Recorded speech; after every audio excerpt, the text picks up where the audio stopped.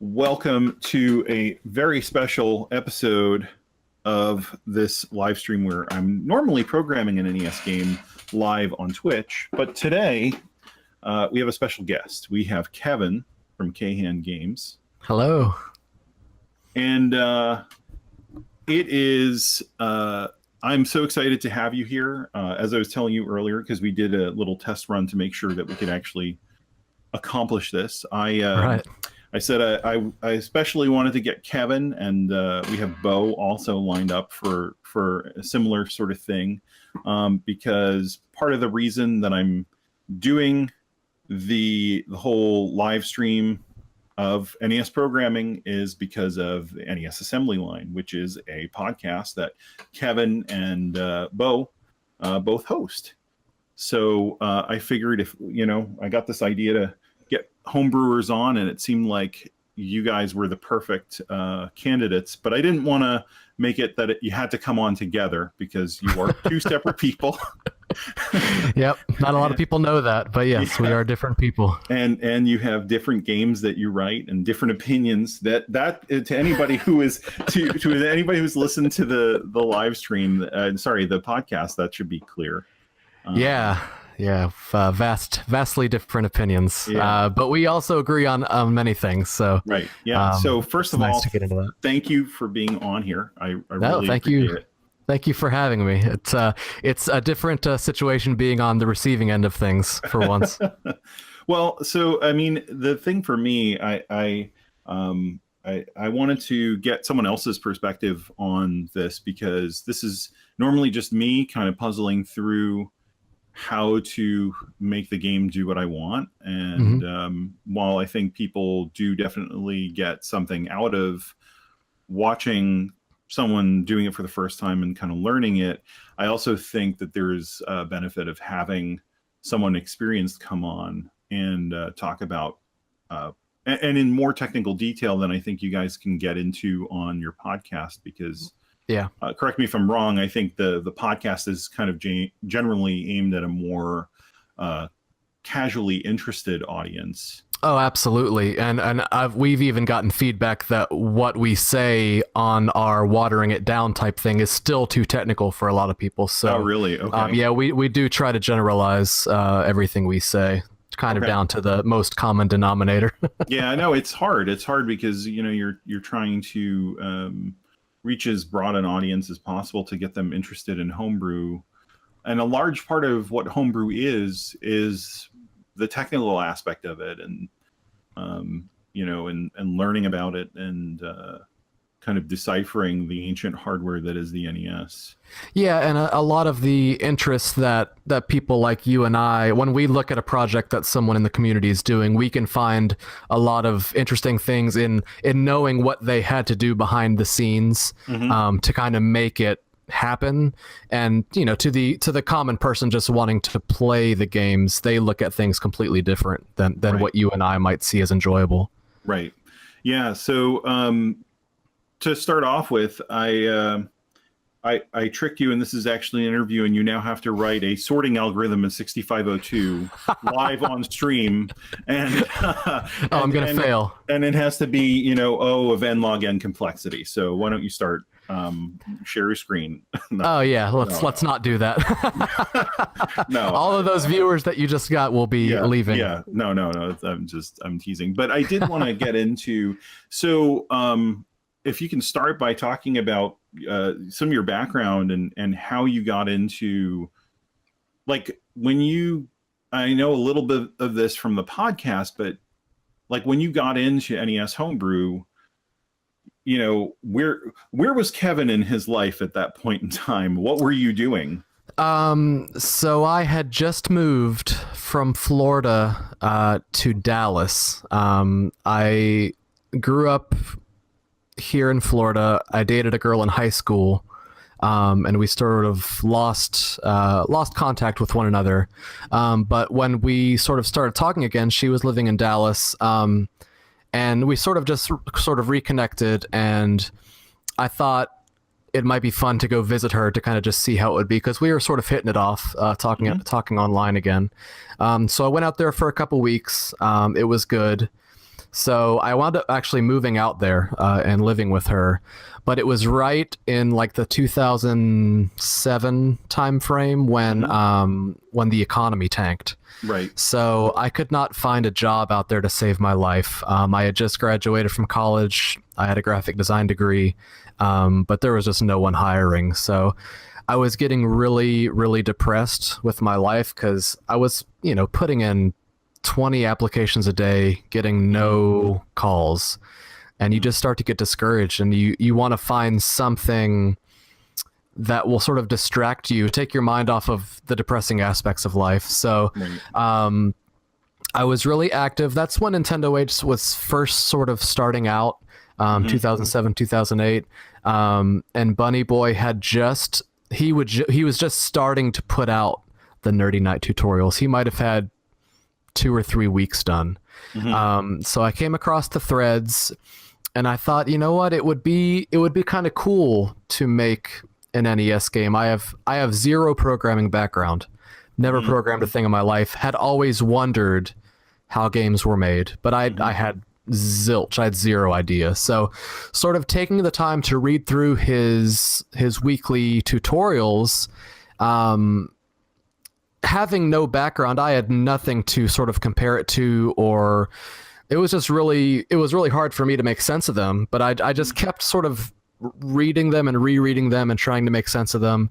And luckily, Nintendo H has gone through a lot of different chat room iterations, and I don't remember what sort of chat room Nintendo H was using at the time.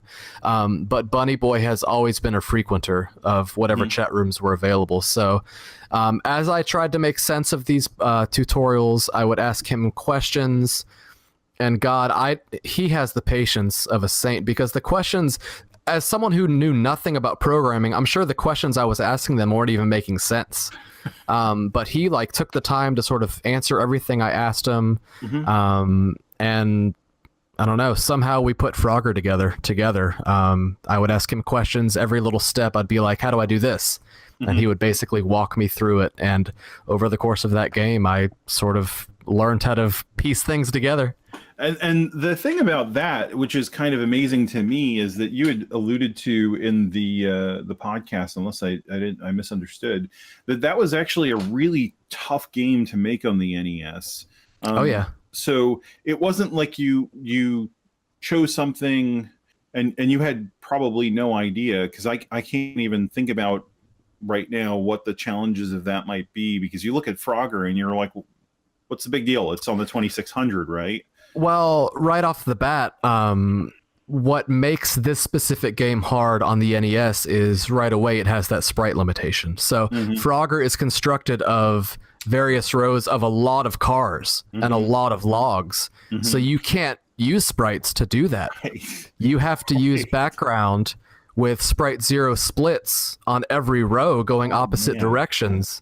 And then you have to make basically a map that keeps track of where you are and where the cars are. You have to, keep track of where the coordinates of every car and every log and where it's collision and where it's not. So it gets overwhelming very quickly. Right. Yeah. So for people who have watched me work on the stream, we had touched on sprite 0 hits just for a status bar, and that's one split.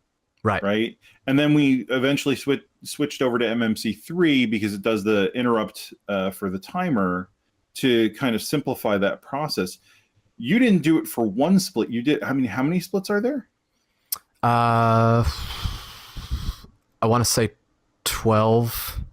Yeah. So you had to have the timing down so tight to get every single one of those lanes that you were changing with every sprite 0 hit. Perfect. And I'm sure that you've, in your interaction with Sprite 0, I'm sure that you've run into the fact that if it's not timed perfectly, you see the tearing on screen. So basically I would have to make sure every row was perfect, and then when I added PAL support, the timing's completely different. So I have to have basically a detection in there to see if it's PAL or NTSC, and then have time delays for each region for every split. Wow. So you went with no programming Right. experience into probably one of the toughest. I mean, it has certain aspects of it that are simple, which is Yeah. good because it was tough enough even without that stuff. But Right. you went in with no programming experience to do one of the tougher things that you could do because of how performance sensitive it is and how Yeah. timing sensitive it is. And that's why if you look in the manual for that game, and even maybe on the credit screen, I don't remember how exactly I wrote it, but I listed Brian as one of the programmers because I make no sort of false claims that I programmed that by myself. There's just no way that I would have had any idea how to do any of that stuff. So he really did walk me through it. But it was sort of trial by fire. I was forced to learn a lot of the things right there off the bat.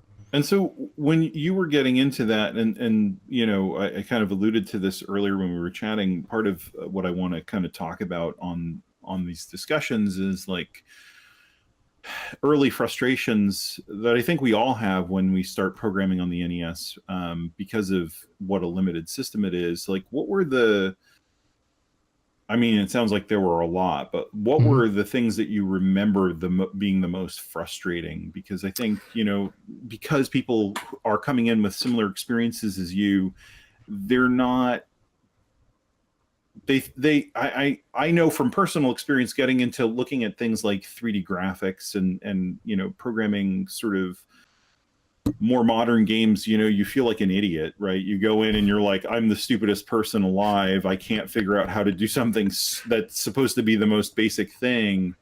I think it's important for people to know that you, especially having made so many games for the NES now, you experience the same thing.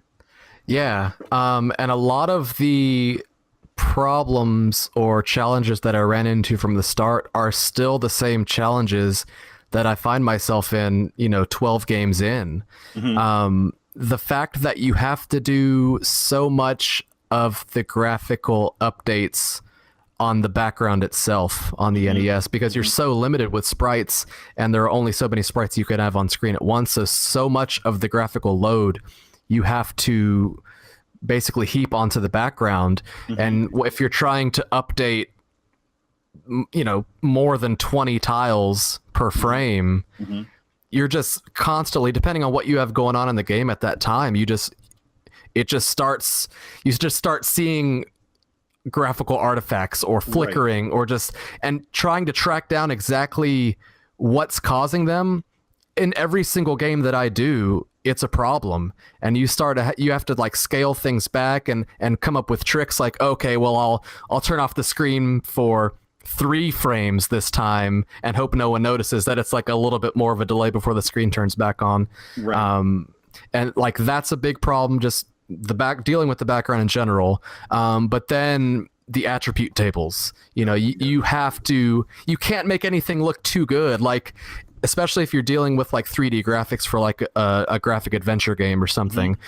When you're dealing with something at a 45-degree angle, but like you run into this item not being able to use this color because you have to only use this palette for a 16 by 16 pixel area, it's just such a pain. And you have to deal with trade-off after, you know, backwards trick, whatever you can do to make what your idea work. It's and just so tough. what made you keep going? Because like I said, I mean, you chose something that was so challenging, and you know, you were asking Brian for help, and I think somebody else would have been like, this is ridiculous. Why am I spending my time doing this? You know, basically this other guy is, I mean, I'm not saying that it, you know, it was exactly like this, but you know, this other guy knows more about it than I am. Why isn't he making it instead of me? Right.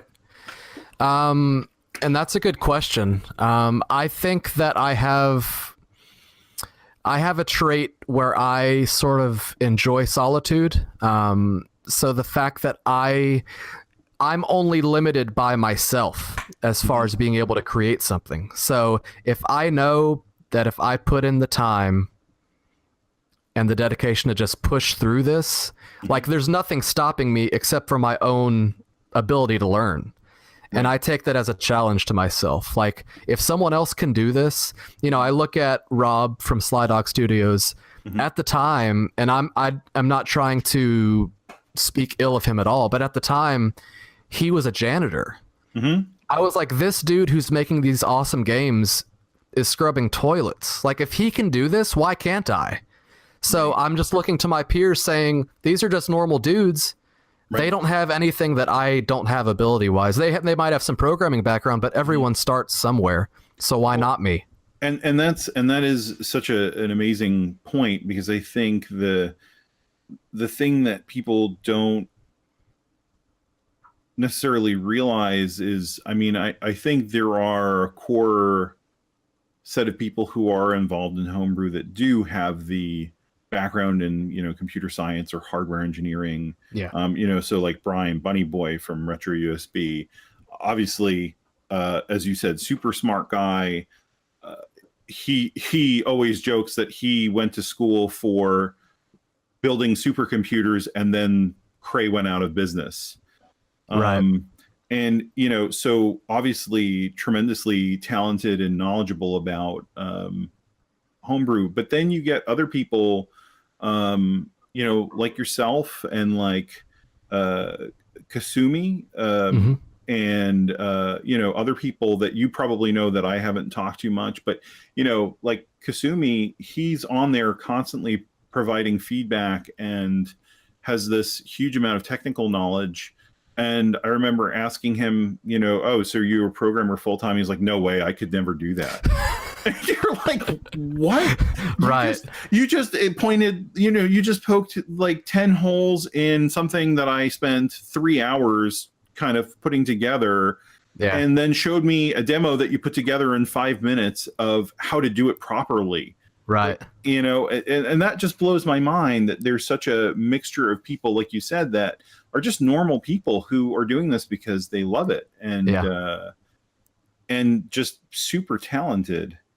But there's nothing in what we do that anyone couldn't learn. It's just finding the time and pushing through when you get to a roadblock. Right.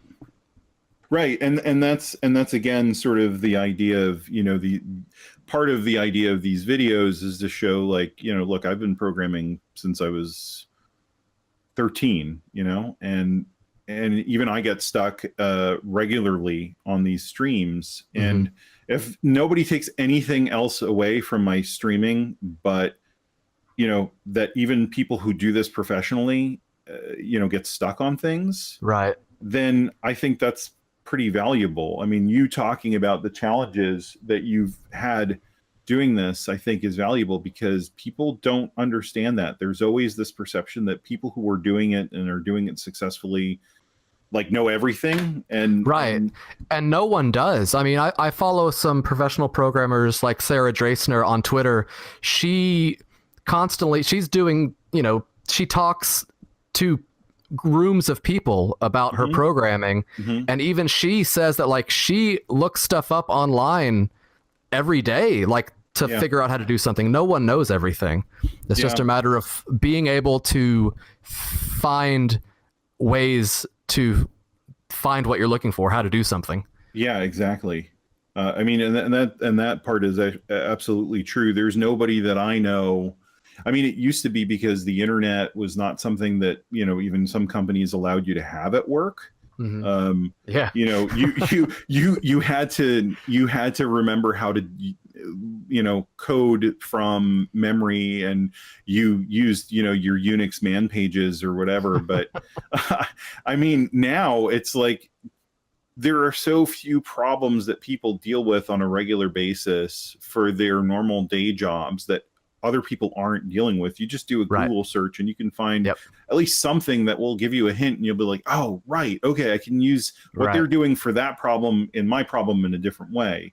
Yeah, the internet's a godsend in that in that regard.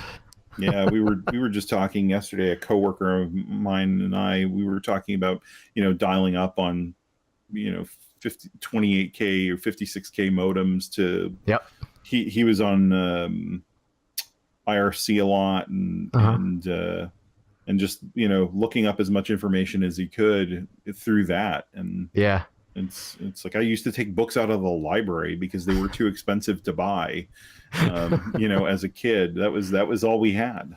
Yeah. You know, And now here anyway. we are. Yeah, I know. I'm gonna get out of this hole. We're back in the get off my lawn portion of the usual Discord discussions where we start making fun of modern technology and people complaining about it. So, let's talk a little bit about how you design your games, because one thing that I found kind of interesting is you always, or it seems to me anyway, that you have this way of kind of being self-deprecating about some of the games that you've made. And, Sure.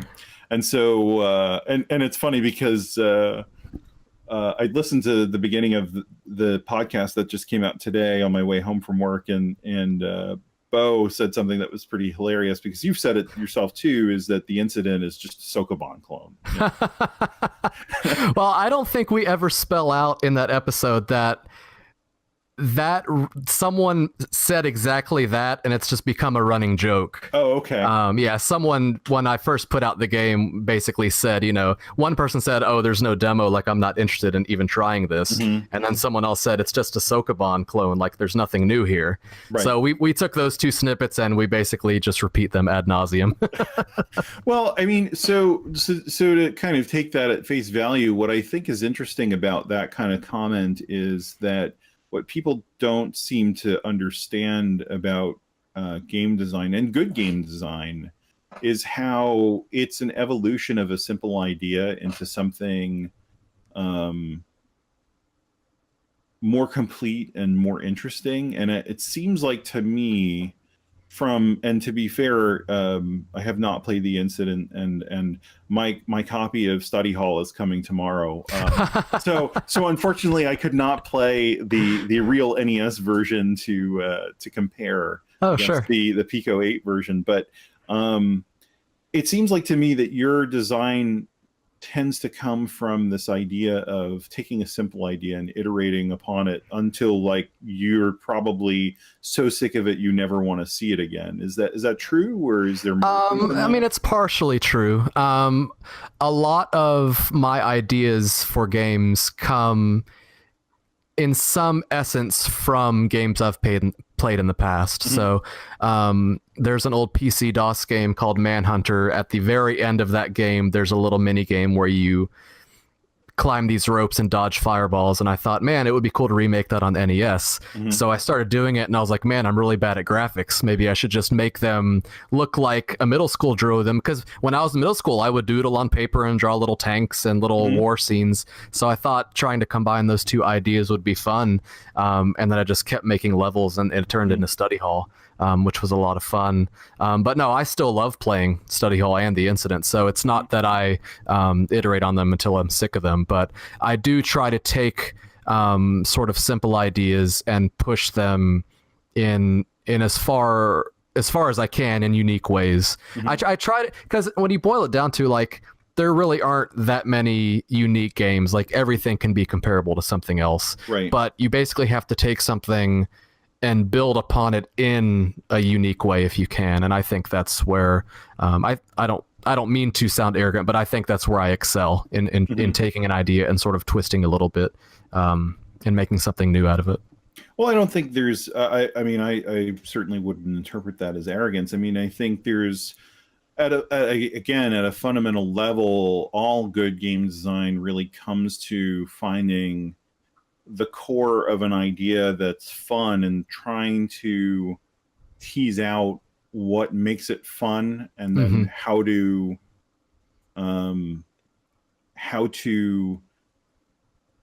extend that out sort of into a bigger realm. I mean, I know people from the Discord are probably sick of me referencing this, but there's that video of Jonathan Blow back in 2007, and the reason I keep referencing it is because I was there watching him talk about it, and it left a pretty distinct memory in my game design brain, which was that he talked about how he would just build all these prototypes of these really, really simple ideas, and was like, some of them were dumb, and Yeah.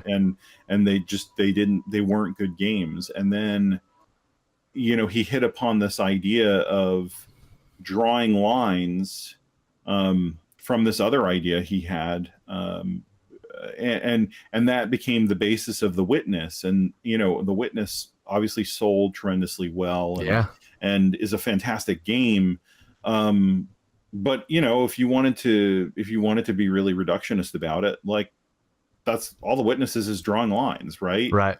But it's so much more than that. Like, so for you to be like, joking about it just being another Sokoban clone, I think is kind of hilarious, because I mean,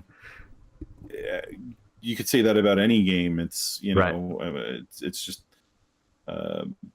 Rocket League is just a Pong clone, I guess. I don't know. Yeah, if you reduce it enough levels, I mean, yeah, you're right. So that's fun though. I love that's probably the favorite game that I've done. Oh, cool. So talk to me about how you actually do your level design, from a technical perspective, because one of the challenges I find I'm having right now is, I've got stuff loading onto the NES and the emulator and the hardware, and it works, but now we're at sort of the point where all the technology stuff is, well, it was working up until Monday, and then I ran into a problem, but it was mostly working. And then we're getting to the point where, like, now it's not a game yet. It's just sort of a tech demo. And we need to actually start implementing something that's a game. Sure. And, I'm torn between, like, trying to do that in the actual NES code, or doing that in something that's a little bit more simple to kind of get things running in. How do you do your level design, especially early on when the game is still being sort of fleshed out and written? After my engine basically supports the various assets that I plan to put in it, like, when I had the paper airplane in study hall and I had the fireballs sort of falling randomly, they choose a line and it'll fall randomly. I honestly just, after the engine supports it, I just sort of place things on screen. In my head, I kind of think, okay, if this is level 1, I want it to be sort of simple. I'll just put something here and something here, and then I'll just try it to see how it feels. And there's always tweaking going on. I'll be like, okay, well, I need to move this key up 8 pixels or something. But honestly, I just kind of throw things at the screen and kind of see what sticks. And then after I have a level that feels good, and I have multiple levels that feel good, I go back and sort of arrange them in what I think is easiest to what I think is hardest. And after I play through the game and kind of see how things feel as a whole, there's still more tweaking going on. But I never sit back from the start and plan things out on paper or anything like that, because I don't think you can get a really good sense of how it would play until you're physically playing it and seeing how it feels. No, I agree. And I mean, so then when you're writing the code, are you purposely writing your code in such a way that you can get your assets in with minimal headache from the very beginning? Yeah, because when I'm just going to use the study hall and the incident as my 2 examples, because those are sort of arcadey type games with multiple levels. But I kind of know from the start, as the game progresses, what I'm going to, like, how I'm going to iterate on an idea. Like, I'm going to add this item at some point to make the game a little bit harder. I'm going to add this enemy at a certain point to make the game a little bit harder. So I program in the ability to add that stuff in from the start. I don't know how I'm going to do it, like how it's actually going to play out, but the code is in there to make it very easy to add that item in at some point. So, when I get to level 3 and I say, okay, I want to add the fireball to drop on me, I just basically, in my code, I have a place where I can say, okay, in this level, the fireball is active. And then it just picks a random row and drops on me. And I'll say, oh God, that's way too fast. I need to delay it longer before it falls down, or things like that. And just tweak items as I go. Okay. And so then you're not building, like, I know a lot of the people in the Discord talk about, they've built different tool chains and map editors and stuff like that. It sounds like you're just working directly in code. I would kill for the ability to do that. But since I've only taught myself assembly language and to a lesser degree Lua, since I poked around a little bit in Pico 8, but I've already forgotten everything. I just don't have the ability or the knowledge to build tools. I don't possess that knowledge, and I'm sure that I could if I wanted to, just like I learned assembly, push myself to learn, how to program that stuff in C or Right. whatever. But I've developed a workflow that works for me and has for so long that I don't really need to change things up at this point, because I have a familiarity with my process, and I haven't run into it not working for me yet. So I don't need to introduce anything new into my routine. Yeah, and it's interesting because it almost sounds like, on the one hand, there's obviously a benefit of having some of these tools, or else people wouldn't be building them. But Sure. On the flip side, it sounds like you set yourself up in such a way that not having the tools doesn't really hinder you, because you're knowing that you don't have them. You've basically focused on, okay, well, how can I get this into the game as simple as possible without them? Which, I mean, it sounds like an obvious thing to say, but Well, there's no, like I mean, a conscious effort there, right? well, ignorance is bliss. Like, if I don't know it would be easier to do it this other way, then it never crosses my mind. So I automatically in my brain know I have to do this and this and this to get my idea to work. I'm just going to have to do that. Right. But at the same time, that being said, I think that I scale my projects to fit my skill set. So if I wanted to make an elaborate platformer, I would probably be screwed with my sort of setup and routine, because entering in that many assets, I think, would take a long time without some sort of tool. Right.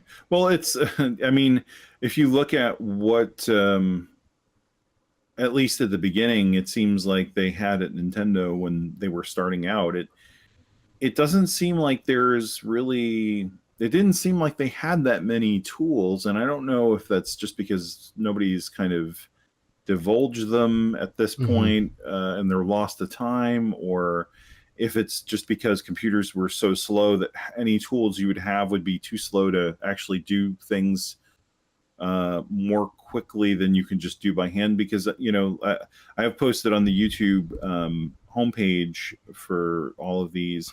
It's a picture from the Nintendo store in New York of levels from Super Mario Brothers, right? And they're just drawn out on graph paper.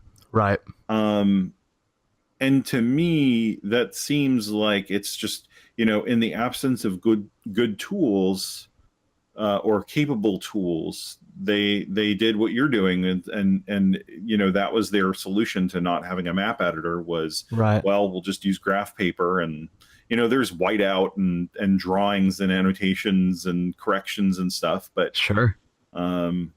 maybe it is possible to build Super Mario Brothers without without a tool set. I don't know. That's mind blowing to even consider, but I guess like good game ideas, they just find a way to work. I don't know how they did something like that. Yeah, I don't know. It's that's one thing that, and maybe you can shed some more light on this. I know there was some discussion about this recently, but I don't get a sense that people really know a whole lot about how things were done early on, when games were actually being released, at least outside of Nintendo themselves. Yeah, I certainly haven't seen any sort of documentation, or I think the only video I've seen is of like Tim Follins composing music and what he used to compose music at that time. But programming wise, I have no idea what sort of tools. I'm sure that each of the companies sort of developed their own way of doing things, but I haven't seen any sort of indication of how they did it. Right. I want to say, and somebody will correct me if I'm wrong, I thought I remembered hearing that the composer for Castlevania, in order to get the music to sound right, learned how to program 6502. I'm pretty sure that's a true fact. That's Somebody incredible. in chat will correct me if I'm wrong, hopefully. And as a reminder, if you're on here listening and you have questions beyond what we're talking about, send them over. One thing to mention way early in the chat, Eugene Myers, EC Myers, asked if you're doing okay since you're down in Florida.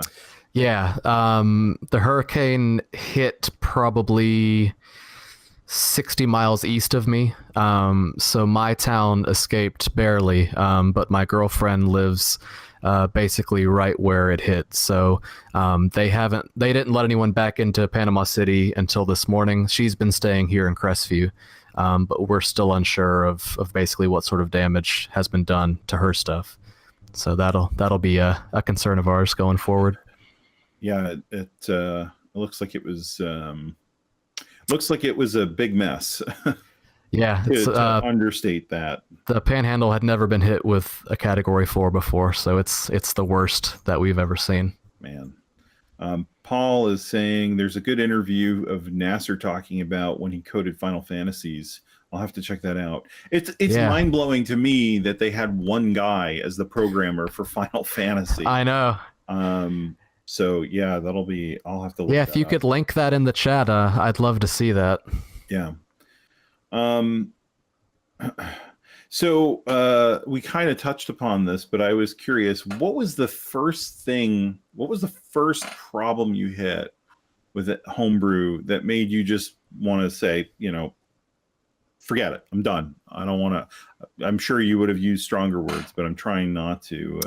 Family friendly. Right, I try to, but it's hard to say what that was because it seemed like every new step was that. But I can tell you the first eureka moment I had learning assembly.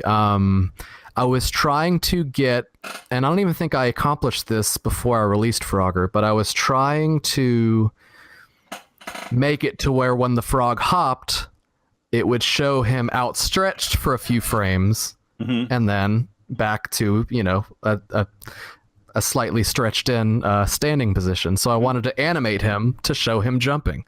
Right. I couldn't figure out how to do this. I mean, when you stop and think about it now, as someone who knows how to program, like it's ridiculous that I ever had this problem. But to someone who doesn't really fully understand what they're doing, even when they're coding, I would just try to store the sprite number of his stretched out space, 15 times in a row. Maybe if I type it in a bunch more times, it'll delay him. No, it doesn't work because it's just storing the same number over and over and over in the same frame. So obviously to the end user, you're not going to be able to tell. But the day that I understood what a loop was doing with like the X register, and, you tell it to like, increase X when X gets to, 10, finish the subroutine. The day I understood loops was the best day of my life. Like I ran around my house like I had just defeated Apollo Creed and I was Rocky or something. Like it blew my mind. But loops are my favorite thing ever since I figured that out. So thank God for loops. Yeah, definitely. My old boss used to tell me this story. He was a graduate student teaching a computer science class, and he said that he would start with the new CS students and teach them sort of, the basics of programming in whatever language they were teaching at the time. And, and then he'd say, okay, so they get to a point where they were doing something that was relatively simple, but had to be done over, 100 items or 200 items. And he would, he'd make them write out the code on the blackboard in front of the class.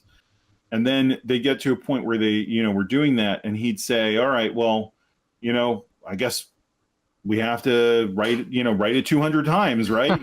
And you get some of the students who really didn't understand what was going on being like, I guess so. And you'd get like one or two students who were like, isn't there some way we can like count it or something, Yeah. And it's funny how, now that you understand it, it seems like an obvious thing, right? But right. it's like this. it's once you understand programming, I think it's hard to remember what it's like not to understand programming. Right. It's like when Bunny Boy posted something about his knitting project in the Discord chat, and I commented, "Oh, this must be what it's like to talk to someone about programming and know nothing about it," because he used all these words, and later he said that he was just using every buzzword he could think of. But that's what it must be like, because you start. It's just gibberish. You just talk about registers and complexity and stuff like that, and man, it's so. Yeah, it sounds stupid to say, like, until you have the knowledge, you don't have the knowledge, but like, even like as someone who knows programming, when you read something, you have to understand literally every line and what it's doing. But when you get to that point, it all makes sense. But like anyone, you can get to that point. You just have to take the time. Right. And I say this partially as a criticism, but it's not fair, because it is a difficult thing to do. So this is not certainly a knock on anybody who's contributed anything to the NESDAV wiki, but I've commented a few times that it reads like a college textbook, in that it makes sense to someone who knows it already, but if you don't know what they're talking about, you're just totally still feel clueless. And it's like you said, it's like once you understand it, it makes sense, but it's getting to that point. Right. That wiki is not for the common person. Like, you have to know what you're doing to even look at that. Yeah.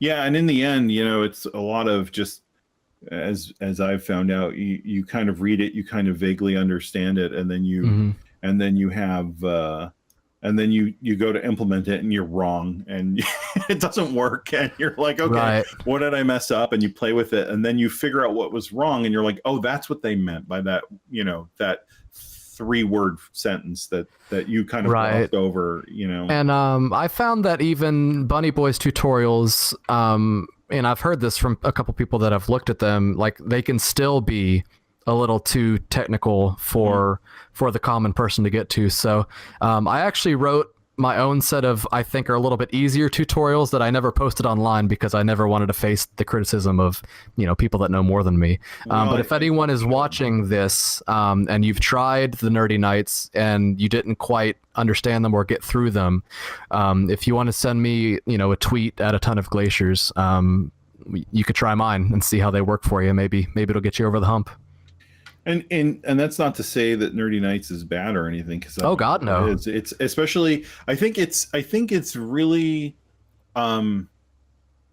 it's especially good if you're a programmer coming into the NES. It's got just the right amount of detail to get you started.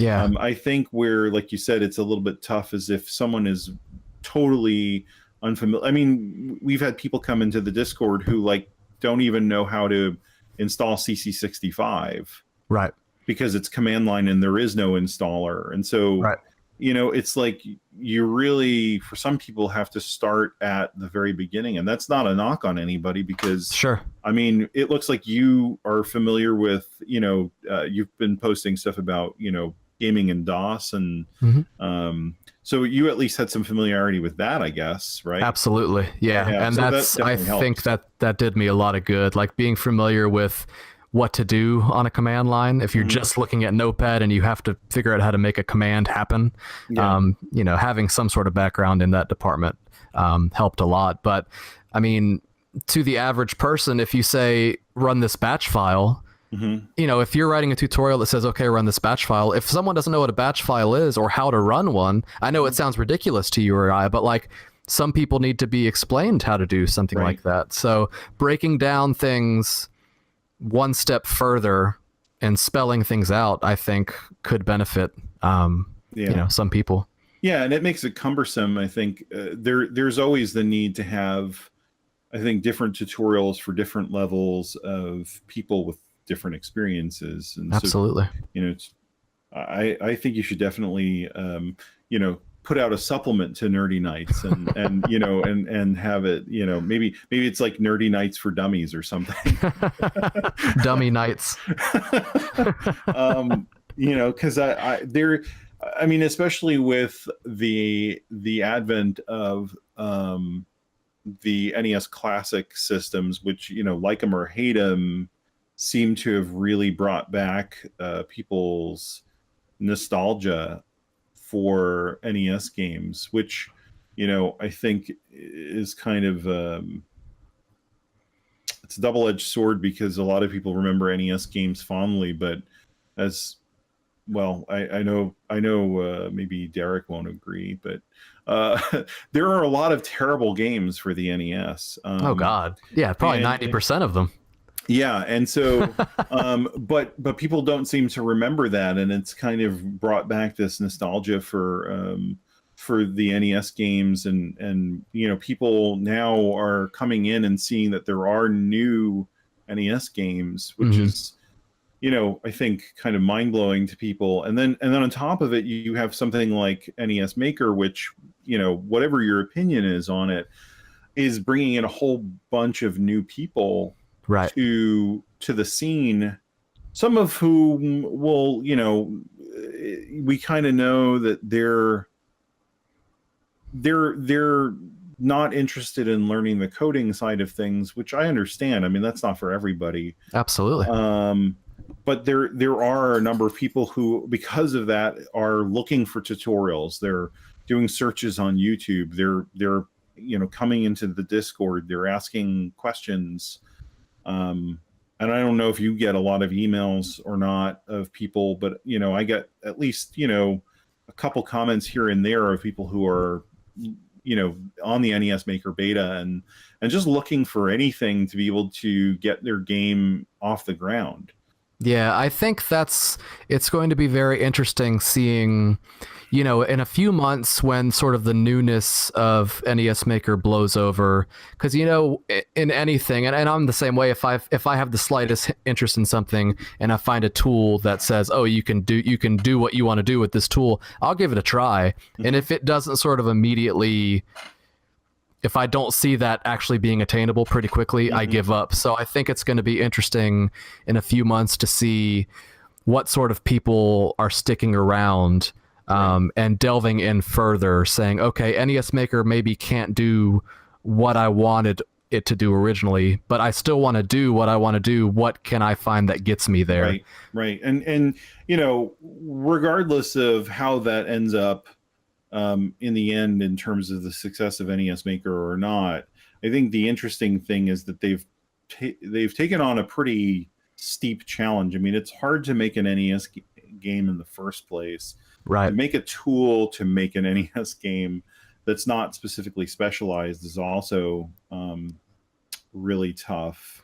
Well, yeah, people said it was impossible for years and years and years. Like, oh, is there a tool to let me do this? No, like, it's not possible because every game's engine is different. So the fact that they were even to accomplish what they have so far with NES Maker, I think it's pretty mind blowing. Yeah, and I know I mean, look, we've all seen the output from it, and we know the limitations. But again, I think the fact that somebody even bothered trying, right, is pretty it's amazing. Admirable.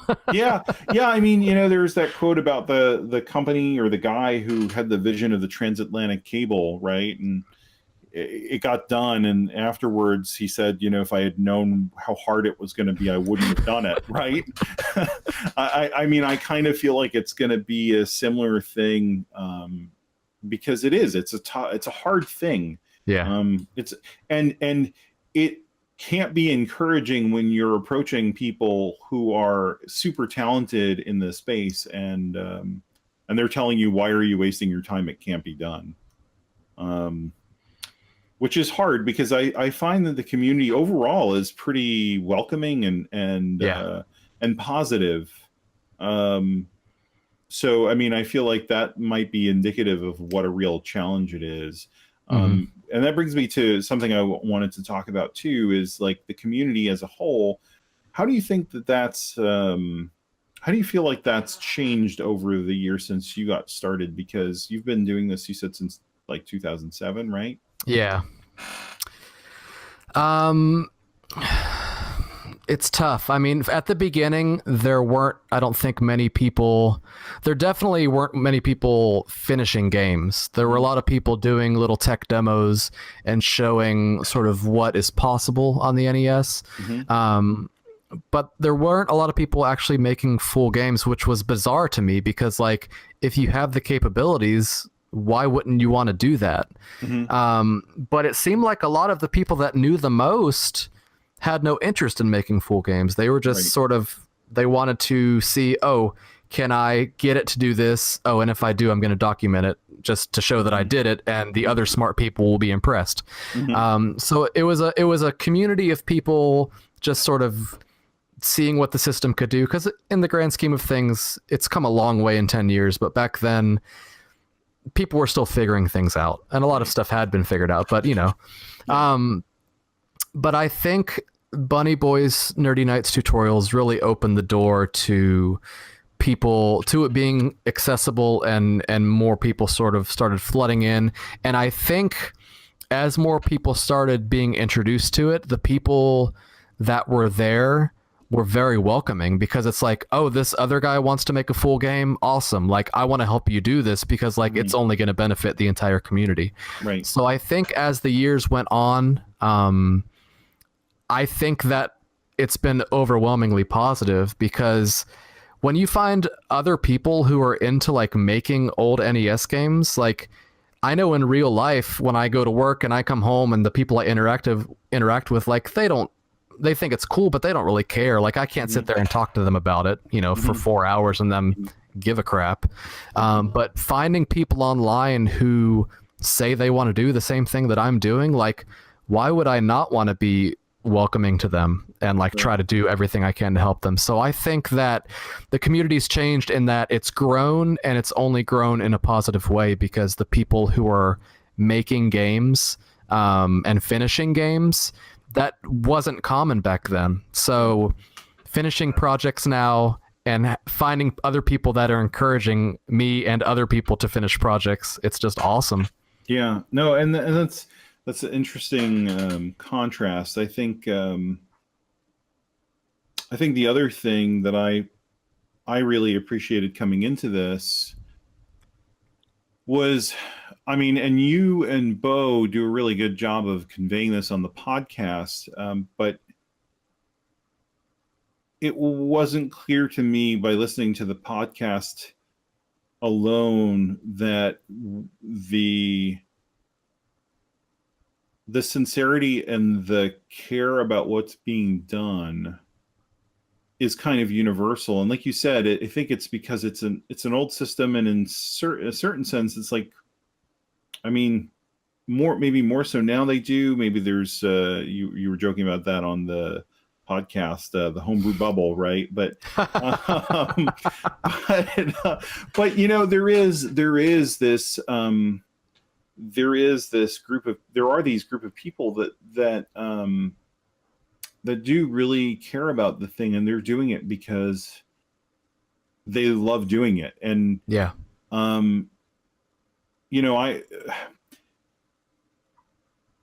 so I'm trying to think of like how to organize all these thoughts that are now swirling to kind of put it to you and see what you think. But like, I mean, you kind of alluded to, people, at work, they go to work and they do what they have to, because it's work, and you have to make money somehow. But there are very few vocations or jobs or professions or whatever you want to call them that I feel like people go and do because they like sincerely, deeply care about it or love it.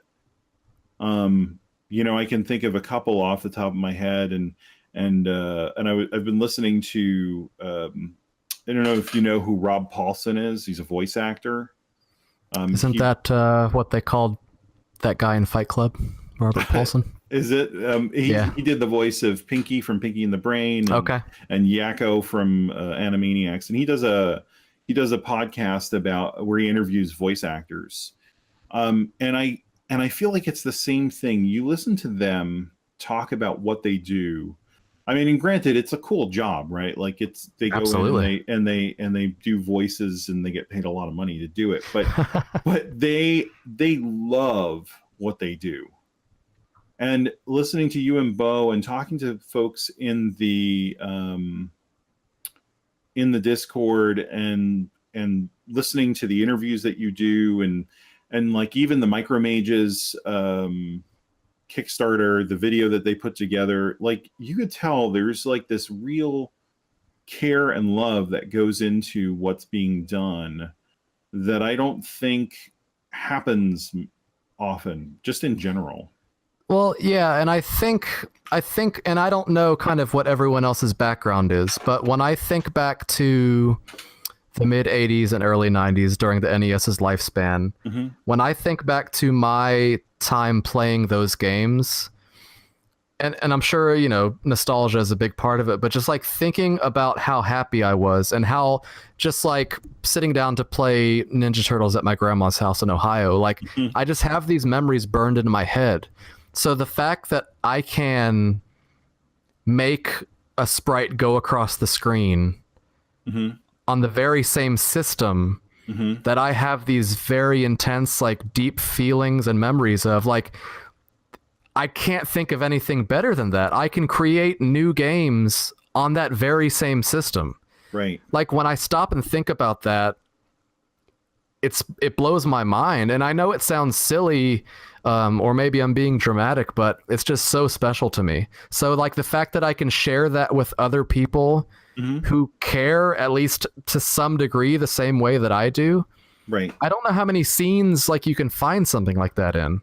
Right. Yeah, no, it's true. And I mean, one thing that's interesting is how you were talking about how back in 2007 there weren't that many games being made for the system, and it's interesting because earlier than that there had been a pretty strong Game Boy Advance homebrew community, and Nathan Tolbert made Anguna for the Game Boy, and I think he did a DS game too, right? DS Yeah. version. It's interesting to see how it kind of, I don't know. I mean, maybe I'm wrong about this, but it seems like that sort of fizzled out compared to the NES and the Super Well, Nintendo and Genesis. if you stop to analyze, the homebrew scene of a lot of systems started taking off when the internet became sort of super prevalent and easily accessible. People were able to get online, find information. So at the time, the Game Boy Advance was sort of the new system, and the fact that people could make games for that, you know, they had interest in it, but they moved on to something else. I think as far as the NES is concerned, we're sticking with it because we have that deep-rooted care for the system. We grew up, it was a part of our life, and those formative years, we're thinking back to that because, you know, at that stage of our life, there were just joyous times. Right. So that's why I'm not moving on for it, because like it's the system that it's in my soul. You know, Yeah. I grew up with it, and it's just like I can't imagine my life without it. And so the GBA was kind of still, it was prevalent on the market at the time that was going on. Like you could still buy a new GBA in the store, right? Like Yeah. that was a current system. Mhm. So then what you're, I think, getting at is that in 20 years there will be a big resurgence of middle-aged people who, well, no, let's see. Then so maybe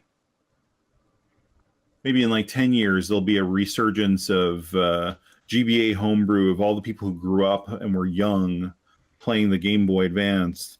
I think so.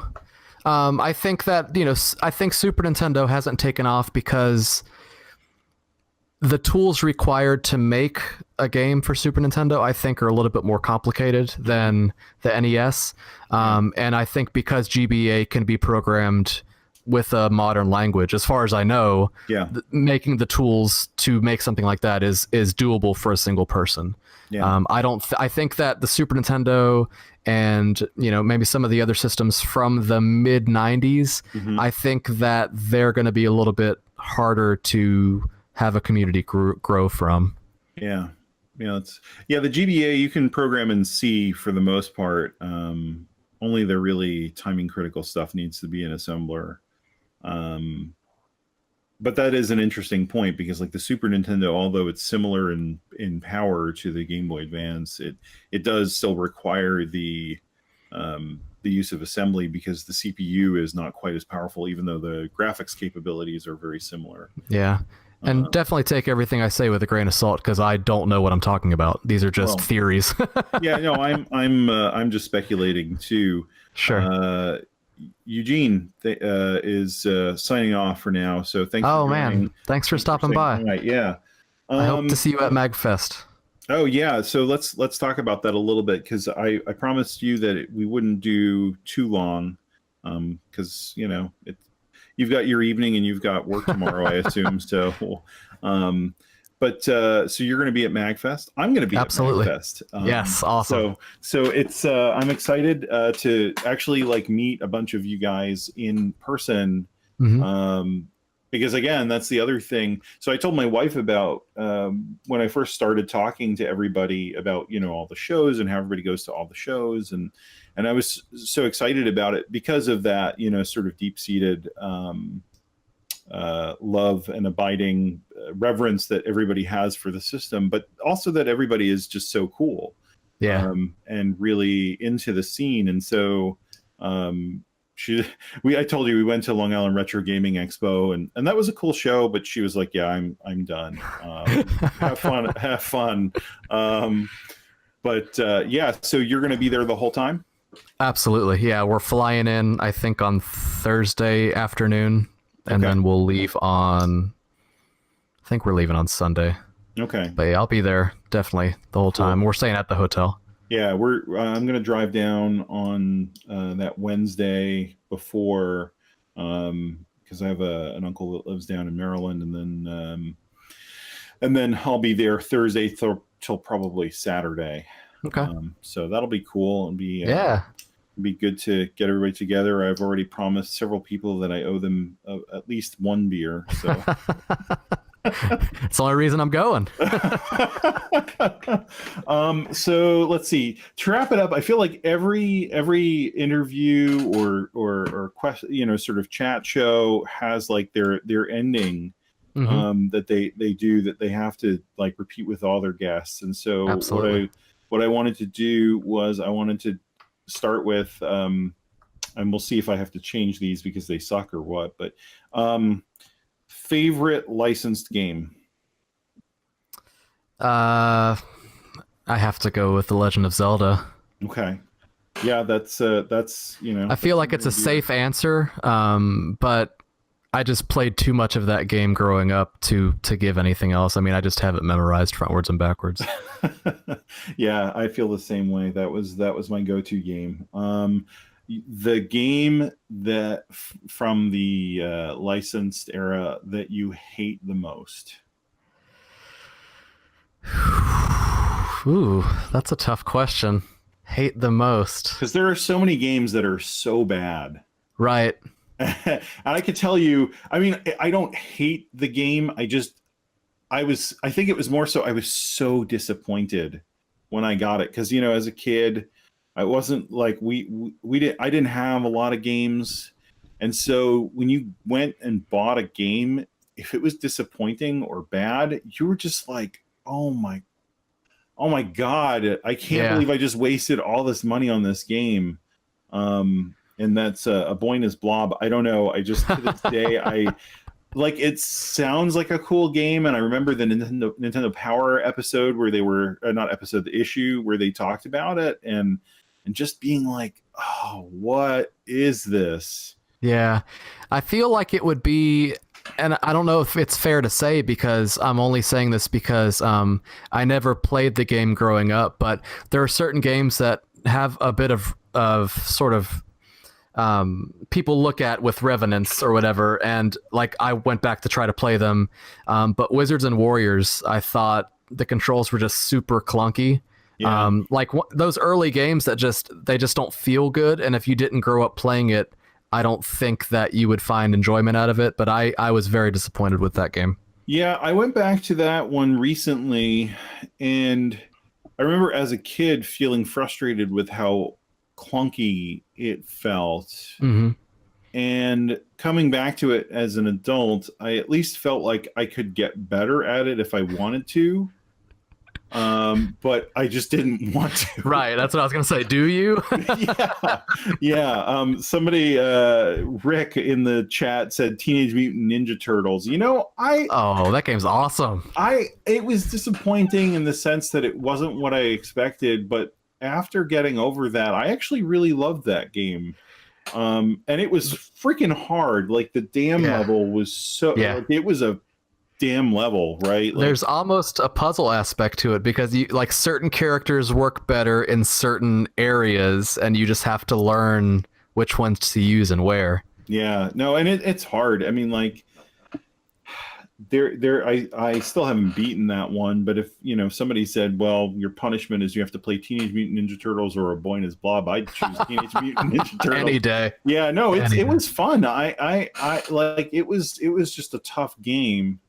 And then assembler of choice.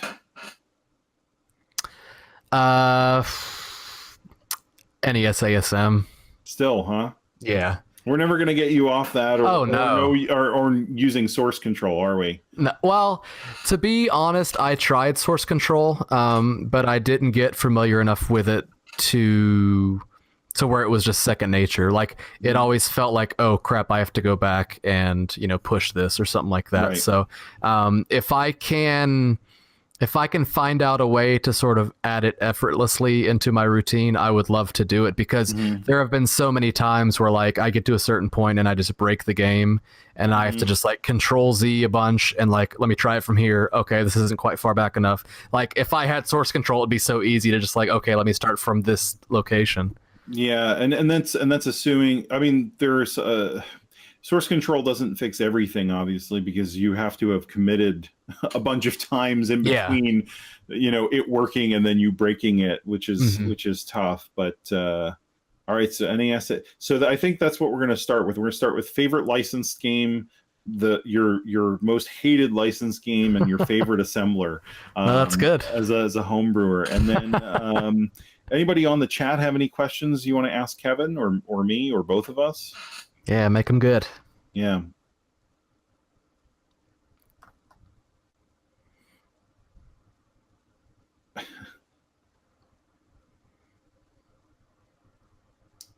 Derek is saying that he learned about a new GUI called Git Kraken. Definitely no clever name. Created. Yeah, no shortage of creative names on that. So Mr. Samaflange, favorite art creation tool. Oh, that, you know what? I didn't even talk about that. Yeah. So what do you use to create your art? For backgrounds, I use NES Screen Tool. It's useful for like importing bitmaps if I want to try to like use something that's been created and try to import it and tweak it in some way. It's pretty good about bringing things in and guessing palettes at least somewhat accurately. So for backgrounds, I do use NES Screen Tool. For sprites, I've always used Tile Layer Pro. That's just sort of what Brian suggested to use in Nerdy Nights, and I've never deviated from that. So those are the two tools that I use most. Okay. Yeah, it's the palette thing is definitely a challenge, because like even using something like Photoshop, there's just so many different steps involved in getting it from a format that the computer is happy dealing with to a format that the NES is happy dealing with. Yeah, but you develop ways, as you sort of progress through the years, you find a way that works for you, and then you never change. Yeah. Infinite NES Lives asks you what your favorite mapper is. Ever since Bunny Boy introduced UN ROM 512, with the flash saving. I Mhm. I have found no reason to change from that. And then of course Memblers introduced GT-ROM, which was basically the same, a cheaper version, just a different way to do it. So I've been using a form of UNROM 512 probably for 8 years now. Okay. A funny story early on in the streams, for whatever reason, Memblers decided to join into one of the streams. And it was one of That's the, not intimidating.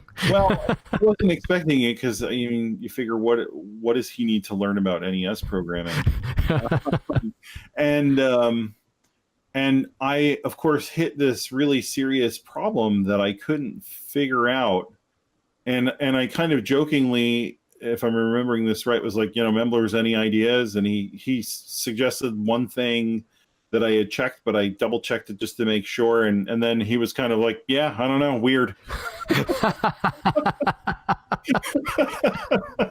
And it was kind of like, oh, wow, that was not what I was expecting. I was expecting, I mean, like you said, though, like everybody, when it's someone else's problem, you don't care that much. but also, like you said, everybody is kind of a normal guy, right? Yeah. So it's like, it's not everybody knows everything, even Yeah. members.